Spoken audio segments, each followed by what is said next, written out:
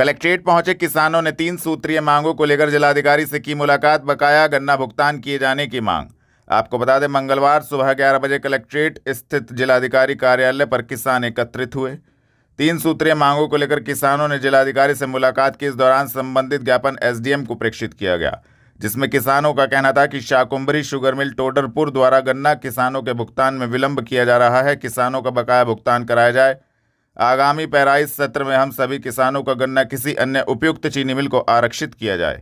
इस संबंध में जानकारी भी दी गई। नमस्कार, मैं योगेश दहिया आज क्षेत्रीय गन्ना किसानों के साथ में यहाँ आया था डीएम साहब के यहाँ। इससे पहले भी गन्ना किसानों ने अपनी भुगतान की मांग की थी।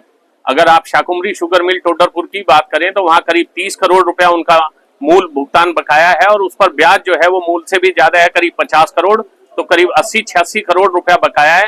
लेकिन ढाक के 3 पात हैं, मिल मालिक आते हैं तो वो भी मीठी लेमचूस पिलाते हैं। आज किसान इकट्ठा होकर डीएम साहब के पास आए तो यहाँ भी ढाक के वही 3 पात रहे। डीएम साहब ने भी ये कहकर कि जीएम फोन नहीं उठा रहा और इनको किसानों को वापस भेजने का काम किया है।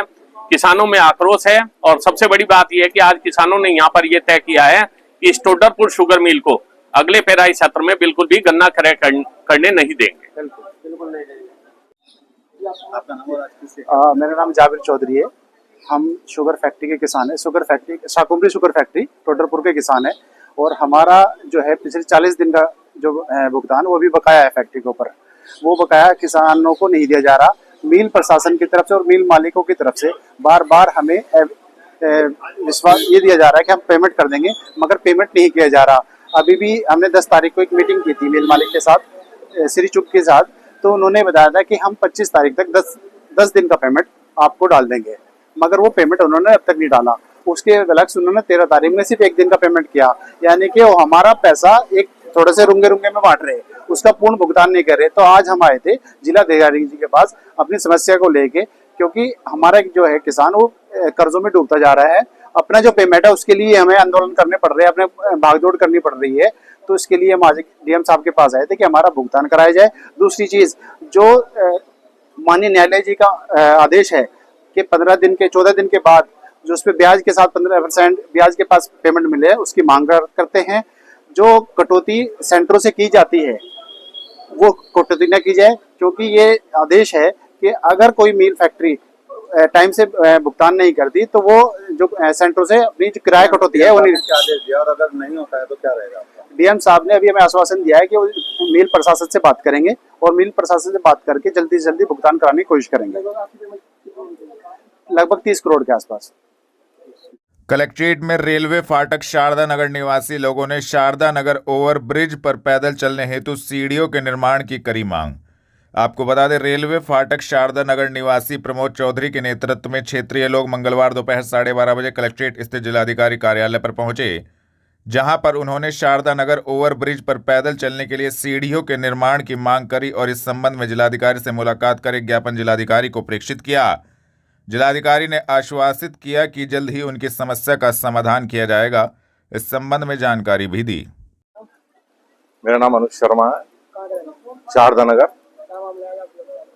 ये शारदा नगर जो मैदा मिल फाटक पे पुल बना हुआ है रेलवे का, उसके ऊपर सीढ़ियां बनाने के लिए संबंध में ये आज डीएम साहब को ज्ञापन वो दिया है, एप्लीकेशन दी है। ये रेलवे से पास हो चुकी है, लेकिन जगह की थोड़ी समस्या हो रही है, जिस वजह से सीढ़ियां नहीं बन पा रही हैं, क्योंकि फाटक लाइनों से बच्चों को क्रॉस होकर के जाना पड़ता है, जिससे उनकी जान वाला खतरा बना रहता है। और आज सुबह भी 5 बजे एक व्यक्ति लाइन क्रॉस करते हुए ट्रेन की चपेट में आकर के उसकी डेथ हो गई, और ये अक्सर ऐसा वहां पे हादसे होते रहते हैं। तो हमारा डिमांड यही है डीएम साहब से कि इस पर जल्द से जल्द कार्रवाई करें, जमीन उपलब्ध कराएं और जिससे कि ये जो हादसे हो रहे हैं ये बंद हो जाएं। डीएम साहब ने कहा है कि मैं इस पर जल्दी कार्रवाई करता हूं और जो भी जगह की समस्या है उसका समाधान कराते हैं। रवि कुमार, शारदा नगर मैदा मिल फाटक। मामला रेलवे पुल के ऊपर सीढ़ियां बनाने के संबंध में है, जिसके कारण के नीचे से स्कूल के बच्चे जाते हैं, रोज मिस हैपनिंग होती है।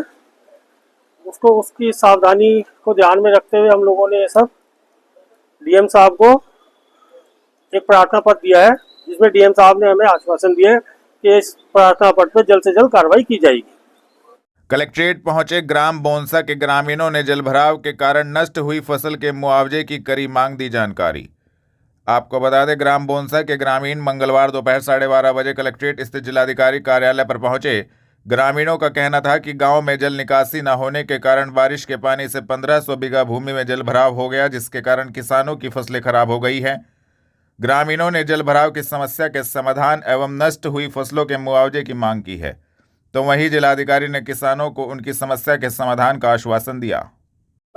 नाम चंद्रपाल, गांव बोंसा।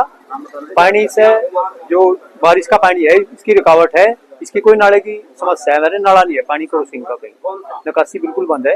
उस तो फसल जो है बिल्कुल 1200 बिल्कुल खत्म होगी। यह समझ विधायक साहब के गए थे, उन्हें अपनी लेटर पैड लेकर मैं डीएम साहब हाँ डीएम साहब से मिले, उन्हें रिसीव कर रख ली, गया आपकी समस्या का समाधान होगा।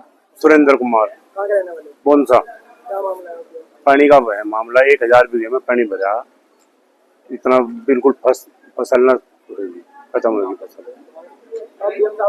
तो डीएम साहब एप्लीकेशन देख आए, हमें उस नाले के लिए देखा, ये नाले का है, इसमें एक फसल के मुआवजे की। श्याम कुमार। भाई पानी की समस्या है, 3 साल से पानी बराबर भर रहा है। रेलवे लाइन जो बनी, वो 12-4 लाइन, उनसे हमारा पानी की निकासी बंद होगी और हमारा जो गांव जो है क्षतिग्रस्त हो गया पानी से, पूरी फसल तबाह होगी, करीबन 1500 बीघे। बोनसा। हाँ, इसी बारे में हम विधायक साहब के पास गए, उनकी लेटर पैड लेके अब डीएम साहब को देखा है, ठीक है, जो हमारी कोई समस्या का समाधान हो। दिल्ली रोड स्थित पेट्रोल पंप पर पेट्रोल डलवाने आए युवक के साथ हुई मारपीट का सीसीटीवी आया सामने। आपको बता दें, सीसीटीवी मंगलवार दोपहर 3 बजे सोशल मीडिया के माध्यम से सामने आया है, जो कि दिल्ली रोड स्थित एचपी पेट्रोल पंप का बताया जा रहा है। गांव नलहेड़ा गुजर निवासी किरण कुमार पेट्रोल पंप पर पेट्रोल डलवाने के लिए पहुंचे थे, जहां पर 3 युवकों के द्वारा किरण कुमार के साथ मारपीट की गई। किरण कुमार को गंभीर चोटें आई हैं, जिनका इलाज जिला अस्पताल में चल रहा है। यह मामला 14 अगस्त 2025 का बताया जा रहा है। आपका नाम? किरण कुमार। क्या हुआ है आपको, कब से एडमिट है?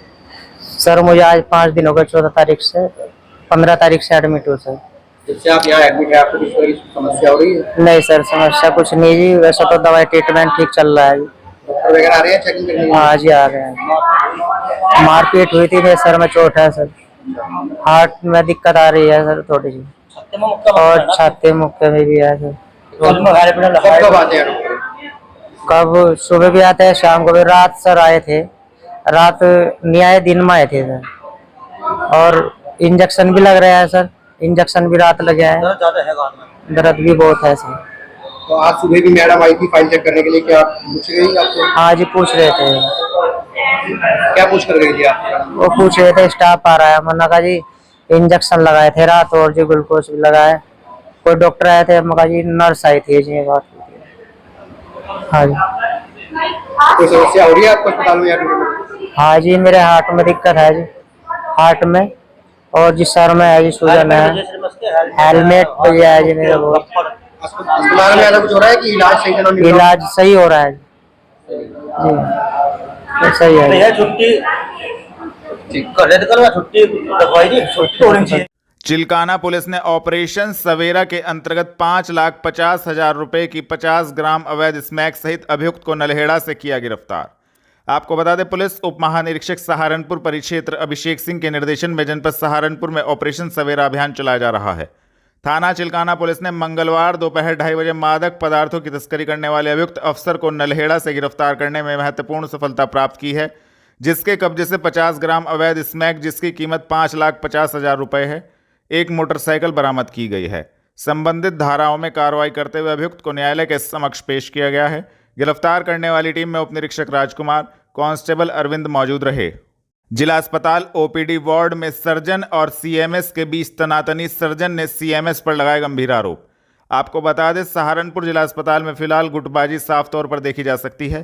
काफ़ी लंबे समय से सहारनपुर जिला अस्पताल के सर्जिकल वार्ड में तैनात डॉक्टरों एवं सीएमएस के बीच विवाद चल रहा है।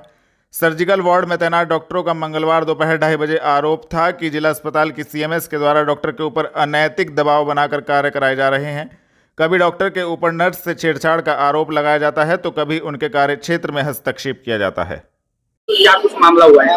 मैं डॉक्टर सीपी रोशन सर्जन के पद पे एसबीडी जिला चिकित्सालय में पदस्थापित हूँ और ये 13 तारीख को मामला शुरू हुआ था। 13 अगस्त को ये हुआ कि मैं राउंड पे गया न्यू सर्जिकल वार्ड में ऊपर, जिसमें बहुत गंभीर मरीज रहते हैं, मारपीट वाले जो एमएलपीसी केस आते हैं वो रहते हैं भर्ती, प्लस जो ट्रॉमा सेंटर के गंभीर मरीज हैं उन मरीजों को भर्ती करके वहाँ पे इलाज किया जाता है। वहाँ पे 10 अगस्त के डेट में मैं एक मरीज का एक्सरे एडवाइज किया था, वो एक्सरे नहीं हो रखा था। उसमें एक्सरे नहीं होने का कारण मैं जब सिस्टर से पूछा 13 अगस्त के डेट में कि सिस्टर 3 दिन हो गए क्यों नहीं हुआ, तो उन्होंने ये आंसर किया कि यहाँ पे लाइट नहीं थी सर, कल नहीं थी। हमने आज क्यों नहीं हुआ, 11 को क्यों नहीं हुआ, 3 दिनों से इतना कि मैं एडवाइस जब कर रखा हूँ, इतने गंभीर मरीज है तो 3 दिनों से क्यों नहीं आपने कराया। तो उसने ये कह दिया कि आप ही लोग ग्राउंड पे नहीं आते हो। ठीक है, आज तो पीएचसी बताइए। हाँ, ये उसी घटना का कंसिक्वेंस। सिस्टर को मैं डांट लगाया, हल्के में झिड़की लगाया कि सिस्टर जी आप ऐसा कैसे बोलते हो, आप तो खुद एक्सरे नहीं करवाए पेशेंट का और जब बोल रहे हैं तो आप कह रहे हो ऐसा। इसमें आप ऐसा कीजिए, अभी एक्सरे करवाइए मरीज के हित में। तो इनको क्या लगा, उसके बाद पत्रकार बंधु भी आ गया है ना, मुझे नहीं पता, इन लोगों ने फोन किया और वो जाके डायरेक्ट मेरे से सवाल पूछे कि आपके द्वारा किसी जो महिला है वहाँ पे उसकी छेड़खानी की गई है, खासकर वो स्टाफ, नर्सिंग स्टाफ जो उसकी छेड़खानी की गई है। मैंने जवाब दिया कि नहीं, मैंने तो जस्ट वो बीएसटी के उस पर देखा हूँ, जो ऑर्डर मैंने लिख रखा है एक्सरे के लिए, मैं उसके लिए पूछा हूँ और वो एक्सरे नहीं हुआ था और वो डांटने से वो ऐसा समझ रही है। तो और लोग वहाँ थे, अकेले राउंड में नहीं थे, 10 लोग थे वहाँ पे। कि आप लोग उस महिला से, उस नर्सिंग स्टाफ से पूछिए।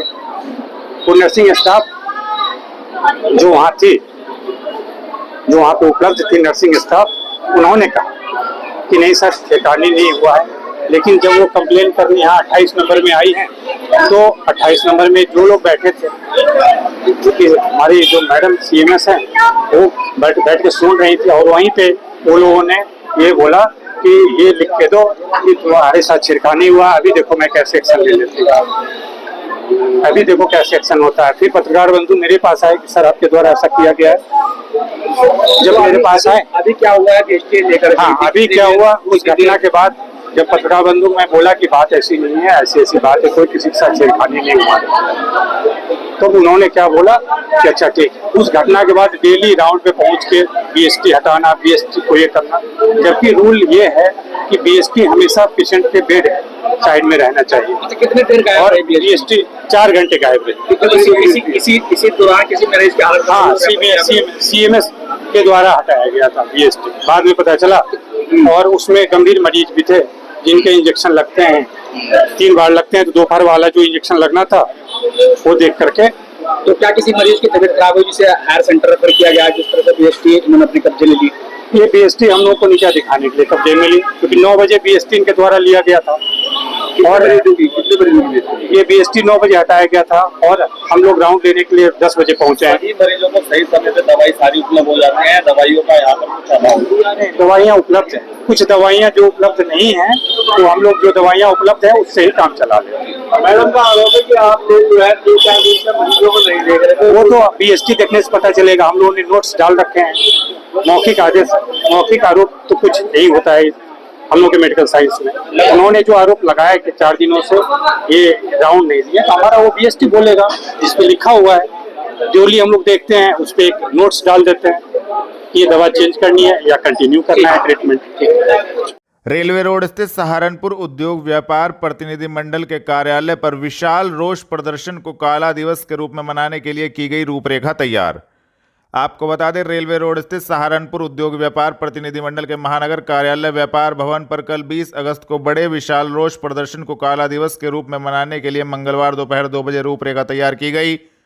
महानगर अध्यक्ष विवेक मनोचा ने कहा कि दोनों बड़े विषयों, जिसमें लगभग 2 माह पूर्व जो व्यापारी अशोक खुराना से नगर निगम के प्रवर्तन दल द्वारा उनकी दुकान में ही मारपीट करना वीडियो फुटेज देखने के बाद भी व्यापारी को दोषी करार देना एवं दोषी अधिकारियों कर्मचारियों को क्लीन चिट दे देना जैसे अन्यायपूर्ण निर्णय को बर्दाश्त नहीं किया जाएगा।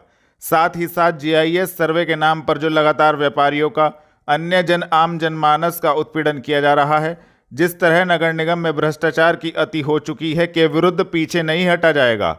इसी संदर्भ में आने वाली 20 तारीख को सभी व्यापारियों से आग्रह करते हुए कहा गया कि जब वह अपने व्यापार करे तो उस दिन काली कमीज, काला रिबन, काला झंडा अपने प्रतिष्ठान पर लगाकर व्यवसाय करें और अपना रोष प्रदर्शन करें।